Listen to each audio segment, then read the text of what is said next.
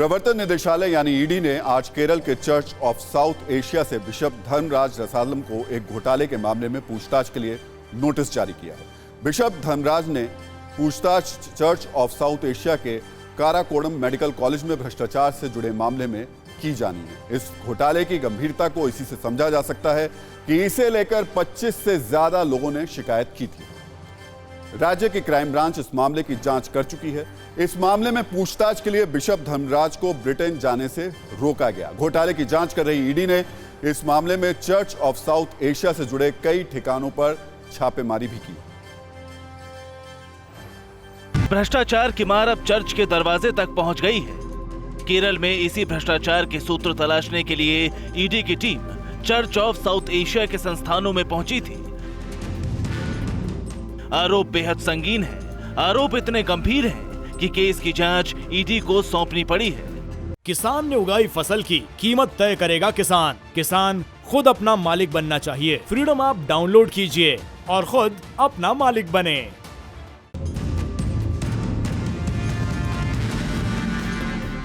इन आरोपों की जांच के सिलसिले में चर्च ऑफ साउथ एशिया से जुड़े कई धार्मिक और सामाजिक चेहरे ईडी के निशाने पर हैं। दरअसल ये मामला चर्च ऑफ साउथ एशिया की तरफ से चलाए जा रहे काराकोडम मेडिकल कॉलेज से जुड़े भ्रष्टाचार का है।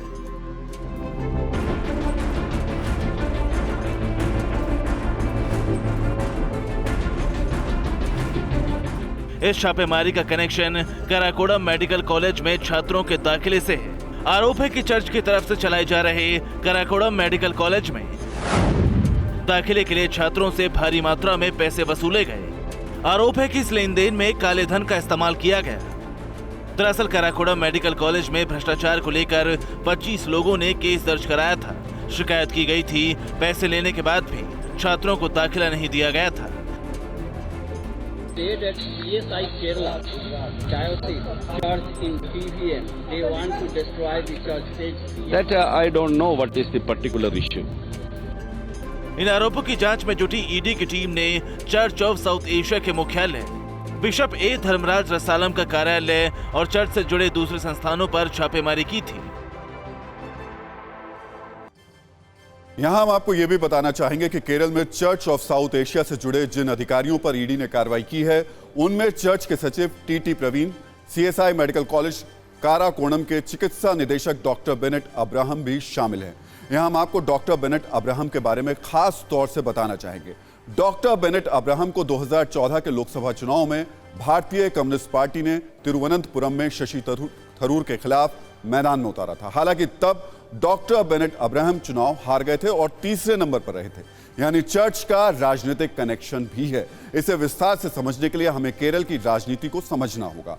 केरल में ईसाई आबादी करीब 18.3% है। केरल के 7 जिलों में ईसाई आबादी 20% से ज्यादा है। केरल की 140 में से 33 विधानसभा सीटों पर ईसाई वोट निर्णायक हैं। 2021 विधानसभा चुनाव में 39% ईसाई वोट लेफ्ट फ्रंट को मिला था। 44% गरीब ईसाइयों ने 2021 में लेफ्ट फ्रंट को वोट दिया था। मध्य वर्ग और उच्च वर्ग के 36% ईसाइयों ने लेफ्ट फ्रंट को वोट दिया था। यानी केरल का ईसाई वोट पूरी तरीके से लेफ्ट के नेतृत्व वाली एलडीएफ के साथ है।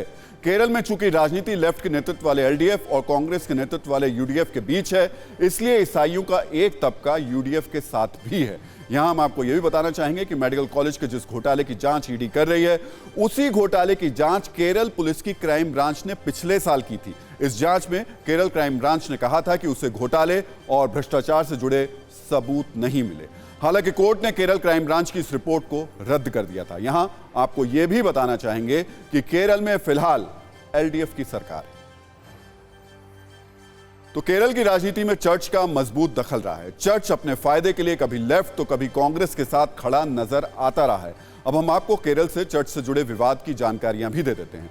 केरल में चर्च पहले भी कई बार विवादों में रहे हैं। आपको बता दें कि जुलाई 2021 में केरल में चर्च ने कहा था कि जिन ईसाइयों के 5 से ज्यादा बच्चे होंगे उनकी मदद की जाएगी। तब बढ़ती जनसंख्या के बीच चर्च की इस पहल को जनसंख्या बढ़ाने की अपील से जोड़ा गया था। सितंबर 2021 में केरल चर्च में उस वक्त चर्चा में आया और विवादों में आया जब बिशप जोसेफ ने कहा था कि उग्रपंथी नारकोटिक्स और लव जिहाद के जरिए ईसाइयों को खत्म करना चाहते हैं। सितंबर 2021 में ही चर्च ने लव जिहाद को लेकर एक किताब पब्लिश की। 130 पन्नों की इस किताब में लव जिहाद में ईसाई लड़कियों को फंसाने के 9 चरणों का जिक्र किया गया था। मुस्लिम संगठनों ने इस किताब का विरोध किया था। केरल के एर्नाकुलम में 800 साल पुराने मार्थुमन जैकोबाइट सीरियन चर्च को लेकर जैकोबाइट और ऑर्थोडॉक्स ग्रुप के बीच विवाद रहा। 2020 में सुप्रीम कोर्ट के आदेश के बाद केरल सरकार ने इस चर्च को अपने कब्जे में ले लिया था।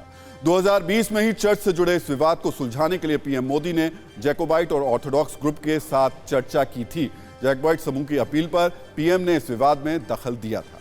2017 में केरल में चर्च के विवादित फरमान पर हंगामा हुआ था। तब चर्च ने लड़कियों के पहनावे पर आपत्ति जताई थी। चर्च ने अपने फरमान में लड़कियों को चर्च में छोटे कपड़े पहनकर नहीं आने को कहा था। यानी केरल में चर्च का विवाद पुराना रहा है, उसका पुराना रिश्ता रहा है। हमने सिर्फ चंद विवादों का जिक्र किया है, इसके अलावा भी चर्च कई विवादों में शामिल रहे हैं। चर्च केरल की राजनीति और सामाजिक ढांचे में बड़ा दखल रखते हैं। अब चर्च आर्थिक अपराध के लिए सवालों के घेरे में हैं। ये सवाल इसलिए बड़े हैं क्योंकि केरल में चर्चा सामाजिक कार्य करने की बात जब जब होती है, जब जब चर्चाएं होती हैं तो चर्च का जिक्र आता है। शिक्षा और सेहत के लिए काम करने की बात चर्च करता है, लेकिन अब चर्च का यही काम ईडी की जांच का विषय बन गया। किसान ने उगाई फसल की कीमत तय करेगा किसान। किसान खुद अपना मालिक बनना चाहिए। फ्रीडम ऐप डाउनलोड कीजिए और खुद अपना मालिक बने।